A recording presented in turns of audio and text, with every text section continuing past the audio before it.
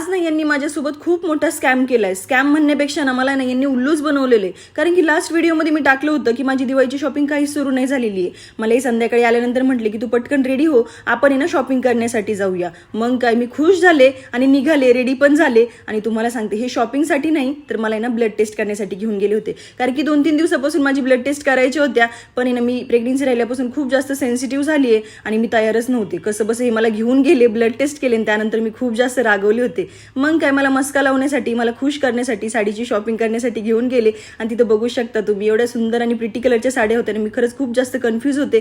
एक साडी घेतली मी आणि परत घरी आले. घरी आल्यानंतर ना रांगोळी काढली, दिवे वगैरे लावले आणि त्यानंतर ना माऊचं रडगाणं सुरू झालं की मम्माला सगळं घेतलंय, मम्माची शॉपिंग सुरू झाली आहे, मला काहीच नाही घेतलं म्हणून. परत आम्ही बाजारात गेलो आणि तिच्यासाठी छान असा ट्रेडिशनल ड्रेस घेतला आणि त्यानंतरचा हॅपीनेस तिच्या चेहऱ्यावरती तुम्ही बघू शकताय. तिथं थोडीशी ना डेकोरेशनचं सामान, पूजेचं सामान वगैरे घेतलं. आता साडी घेतली, ड्रेस घेतलाय. मग काय दोघींसाठी बँगल्स पण घेतल्या. मस्त असं ना तिथं फालुदा एन्जॉय केला आणि यांचं सगळं लक्ष ना डेकोरेशन आणि लाइटिंगच्या सामानावरतीच होतं. त्यांनी ना तिथं छान अशी लाइटिंग पण घेतली आणि परत आम्ही घरी आलो. बाय.